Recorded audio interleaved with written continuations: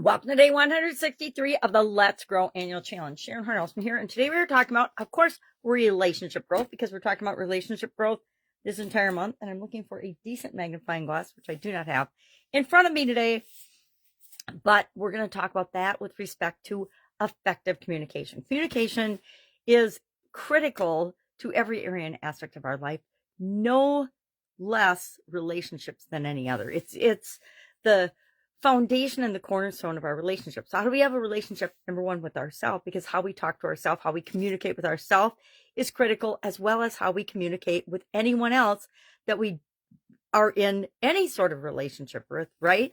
Even a stranger that you walk by on the street, do you say hello to them? Do you make eye contact? How do you effectively communicate with them? So different aspects of effective communication. I've got 1, 2, 3, 4, 5, 6, 7, 8 things that I'll just touch on briefly. And then we have got Ryan's story in Guide 2 of the Let's Grow Annual Challenge private Facebook group page today. And you can find out how effective communication and improving its communication skills impacted his relationships. And our action item today, I'll talk about it in a minute. So what are some areas of effective communication that we want to pay attention to? 1, active listening.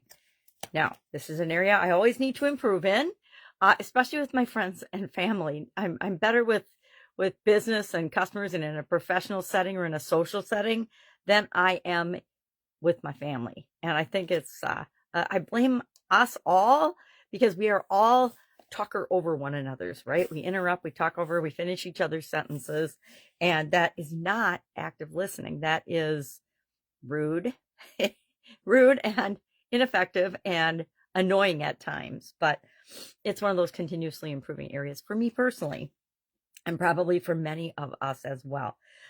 Active listening is waiting to respond. It's actually paying attention, being present, not letting your mind wander, and focusing on what the other person is saying and trying to understand their intent, their emotions, their feelings around the topic that they're talking about, etc. And then replying back in a way that makes sense, right?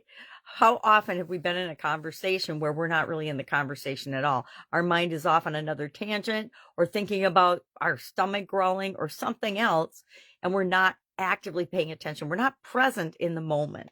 So active listening, clear and concise expressions. Are we communicating in a way that is clear and concise to the other person that we're communicating with, including ourselves? Or are we using slang or terminology or euphemisms or examples that the other person cannot relate to, etc.? So are we using clear, concise, direct language and expressions in our communication? Nonverbal communication, we could do probably a month-long or year-long training on the importance of nonverbal communication, the different types of nonverbal communication, but things like, are you making eye contact? Are you paying attention? Are you mirroring the person's behavior? Are you paying attention to their body language? And are you watching your own body language? Because we let people know exactly what we're thinking and where we're at with our body language. If our eyes are off and wandering around, we're obviously not present and actively listening and participating in the conversation. So nonverbal communication is again, there's books and books written on it if you want to learn more about it and improve your nonverbal communication.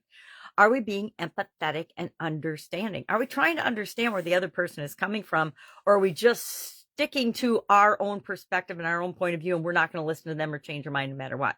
Now, I will admit it's very hard to change someone else's mind unless they choose to change their mind or be open-minded about something.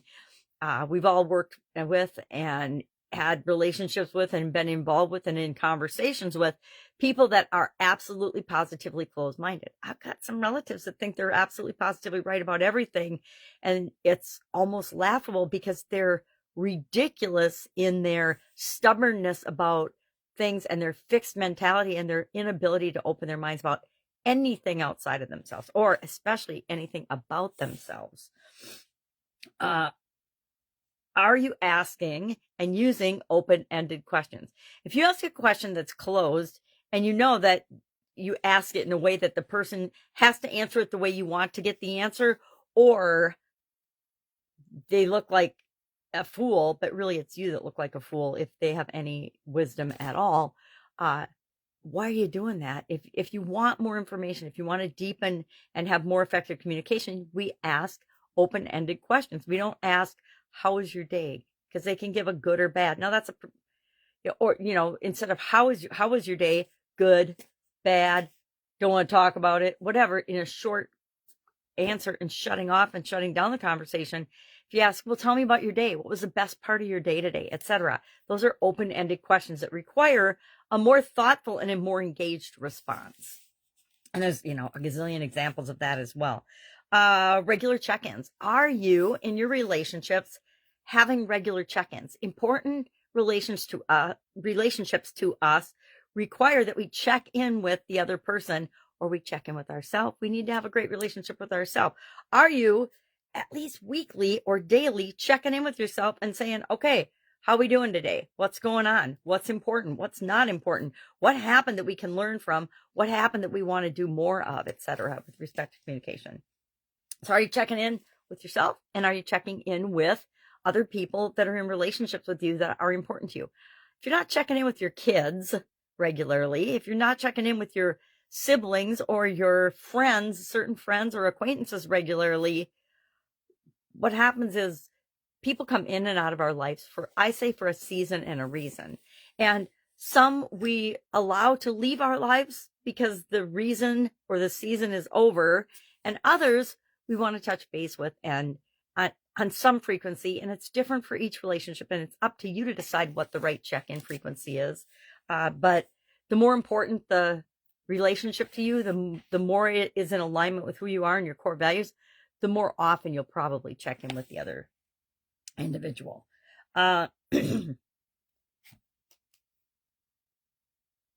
Avoiding assumptions. Okay, we all make assumptions, right? We all assume, but I love the acronym, assuming makes an ass out of you and me, because it totally does. When we assume we can read someone else's mind, which I don't know anybody yet that can read someone else's mind and know exactly what they're thinking and feeling inside. I don't know anybody that knows another person. Even a lot of us don't even know ourselves very well, much less can we assume we know anything about anyone else. Yet we make assumptions every single day.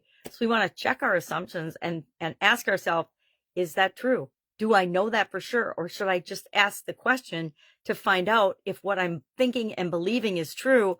Or should I just assume it and run with it and then make mistakes? So avoid making assumptions, and then be willing to give and receive constructive feedback, right? If you hurt somebody else's feelings and they say, hey man, that really hurt my feelings when you said this way, that's constructive feedback, because they're telling you the impact that your communication had on them. Not that you did anything wrong, but the impact it had on them. And that is always valid. Other people's feelings are always valid. They might not be justified. Often they are, but they're always valid, and they should never be negated. I am definitely guilty of this. I never want my kids or my grandkids to feel bad or hurt or sad or angry or disappointed or depressed or in pain. And so I tend to minimize their feelings sometimes, or tell them not to feel a certain way. And then as soon as it comes out of my mouth, I kind of cringe, because instead of telling them not to feel that way, I need to be validating their feelings and saying, we all experience pain sometimes. We all experience grief. We all experience disappointment. We all experience rejection, and we need to feel it, but we just don't want to stay there. We visit every feeling in the spectrum of feelings. We just don't want to spend a lot of time and energy in the negative feelings and the negative emotions, because that creates more of that energy and attracts more of that nonsense into our lives. All right, so what are we going to do for an action item today? I would like us to, and I'm going to do it myself, I just thought of it, assess ourself, meaning give ourselves a score on a scale of 1 to 10 right now and date it at the top, in each of these 8 areas: active listening, clear and concise communication, nonverbal communication, empathy and understanding, open-ended questions, regular check-ins, avoiding assumptions, and constructive feedback. How good are we at that right now on a scale of 1 to 10? 1 being we pretty much stink at it, 10 being awesome. Are we awesome at all these things? Heck no. And I haven't done it yet, but I'm going to do it. And then just share maybe your average in the comments below. Average on a scale of 1 to 10. And don't worry about the number. Don't worry about the rating bias. Don't worry about any of it. It's just a way to become aware of our performance in these areas. And we're only judging ourselves, right? And if you give yourself a 10 and everything and you average a 10, I would like you to message me directly because I want to chat with you and find out what your secrets are, because I know that I'm not anywhere near that. All right. Any questions? Hit me up. Guide 2, of course, we've got Ryan's story and a more detailed description and talking about each of these points. It's not super in depth. I did a really brief one today, but it's always there. Or you can always go to the Get Up and Go Challenge private Facebook group page. There are literally 4 years worth of challenges there that you can search effective communication and you'll get all kinds of information on it. All right. Any questions? You can always ask me. Please ask. And if you've really got a question, ask in the comments below so we can all learn from one another. All right. Have an awesome day. And I'll, of course, be with you tomorrow.